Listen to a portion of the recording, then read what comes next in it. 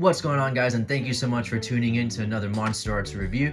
Today we're going to be taking a look at the SH Monsterarts Rathalos from Monster Hunter. Let's jump in.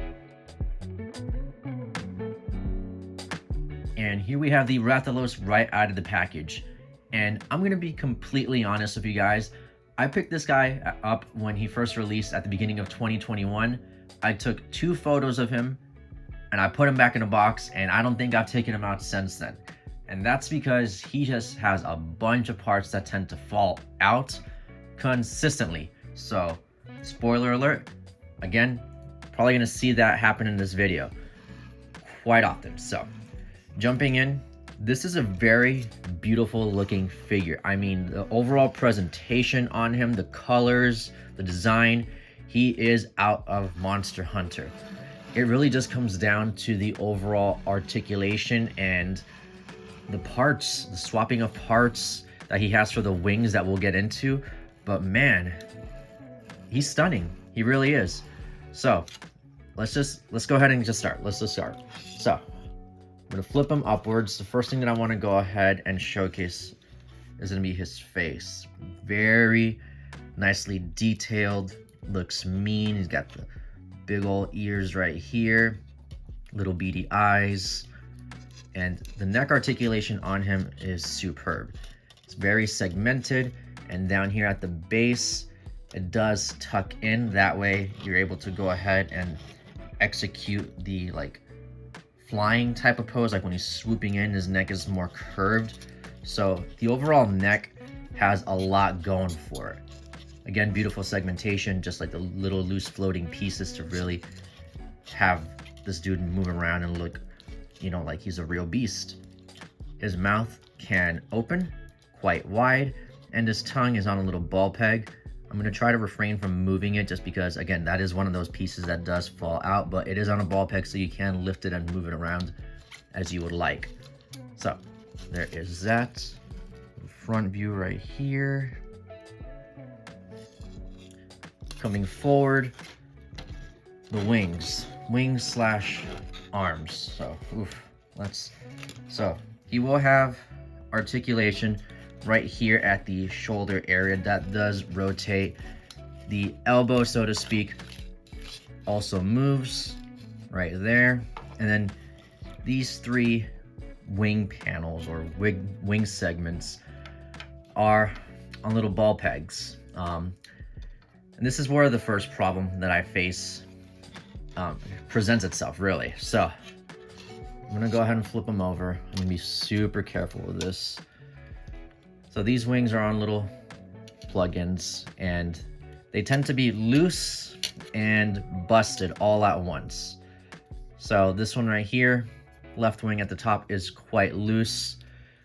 This next middle section is plugged in by 2 ball pegs right there, and I'm not sure if you're gonna be able to see it. There's a little bit of gloss just because I did try to put some glue on here. So when I first picked this guy up, one of the ball pegs on this wing, this one right here, was completely snapped off and stuck inside the socket. So that just flat out sucks. I was able to go ahead and pry it out, glue it to the wing, but it doesn't stay in there. So this is a 2-parter, and only the first ball peg, which is right here, actually stays inside. Then you come down to this one. This one is attached to the lower portion of his arm by another ball peg. Now, on his right side, not too bad. The top one is a bit stiffer. However, the middle one, although it did not arrive broken, the second ball peg that's supposed to go in there just doesn't want to click into place. So it does stay out the entire time. I think it's just got to do with the ball peg slash shape of the socket not aligning or matching up, which is also another problem in his talons on his feet, which we'll get to. So that is one of the primary unfortunate pieces just that causes these wings to fall out. So he comes with sets. So he's got these top portions stay in place, but then he comes with swappable ones for the middle and bottom ones, which I'm just going to go ahead and show right now. And these are meant to be swapped out. That way when he's like in a flying pose, it's as if the wings are expanded. So as you can see here, this is the expanded middle portion instead of being closed up and just together wrinkled up. And then this is the bottom portion of the inner one, which is just a little bit bigger, again, to really give it the impression that the Rathalos is flying. So there we go. Very, very big. And these do tend to stay in place, unlike their smaller counterparts, which is good. It just naturally makes the figure heavier. So that's something to take note. And at least the package includes a nice stand to hold them up.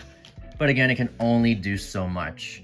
So I did try to go ahead and get a pretty nice photo for you guys for the thumbnail to showcase the overall wingspan of this guy.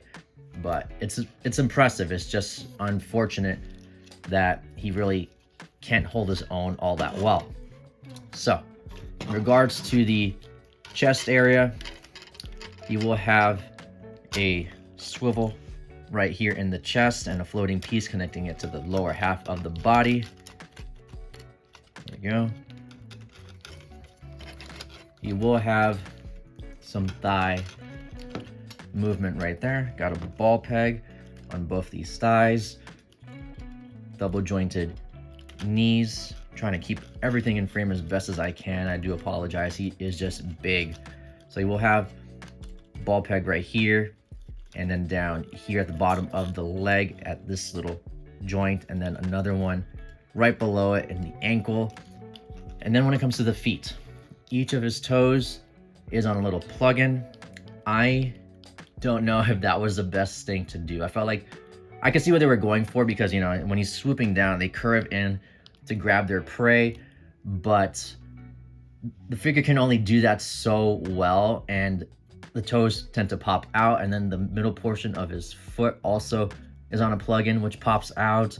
The talons back here are also on a plug-in. They pop out.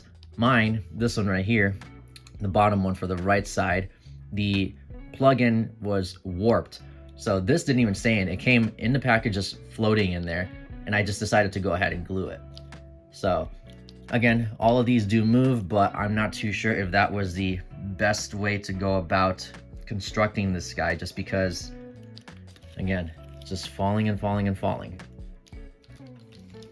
And here we are, the back side, the tail, and you got to give them credit. They know how to make a Monsterarts tail. Necks and tails, that's where it's at. So the tail is segmented right from there all the way down to the bottom. This portion right here is a solid piece. Actually, no, it's also segmented, just doesn't move as much, but the tip does curve inwards down to the very end of the spike right there. So you are able to go ahead and get some very nice poses with this guy, with the tail swooping down, swatting enemies, etc. So it is very cool, very spiky, and just looking at the colors, paintwork on him throughout with the reds, the blacks, just spectacular. It looks amazing. Again, very beautiful looking figure. It's just a matter of the articulation itself. Let's take a look again at the underside for the paintwork. Very nicely done. So there is that. Again, he comes with a base to help steady him. Not really going to showcase that. It does what it's supposed to do, just a standard base. He has one other accessory, which is quite a letdown. A little flame effect that you are able to just put in his mouth, and really, it doesn't stay in place. So there's no plug-in whatsoever. You're just meant to go ahead and slide it in his mouth, but really, in order for it to stay in place, you have to have his mouth kind of closed, so it just looks kind of weird, not aggressive. So I find myself using a bit of like blue sticky tack, put it in the mouth, have his mouth wide open with the flames kind of like coming out the cheeks and what have you, and you know, not too bad. So we're gonna do a quick size comparison at this point. So scooch him, let's put him right over here. I'm gonna bring in first another Monsterarts Monster Hunter figure. with the Nargacuga. Trying to get him in frame. I would say that the scaling looks quite good. Rathalos just being intimidating, very big in comparison to the Nargacuga. Let's see if I could squeeze in a third one right here. So we have the Zen Ogre as well from the Monsterarts line. Let's see if I could rotate him.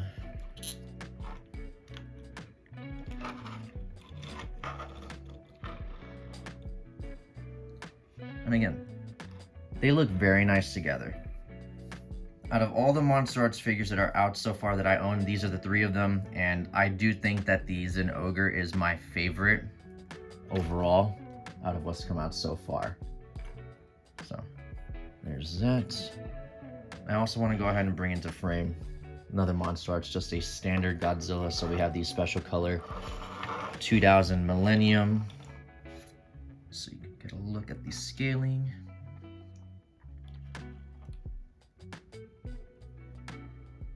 But yeah, Rathalos is impressive.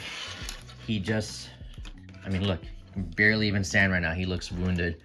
So let's go ahead and finish this video before he actually just passes out. So really, when it comes down to the SH Monsterarts Rathalos, I'm gonna say this is a really cool looking figure, but he is very cumbersome. He's got a lot of parts that just kind of don't want to stay in place, always falling out, and really, that brings the figure's quality down for me especially. I picked this up like several years ago when he first came out, and I just barely pulled him out of the box again right now for this review specifically.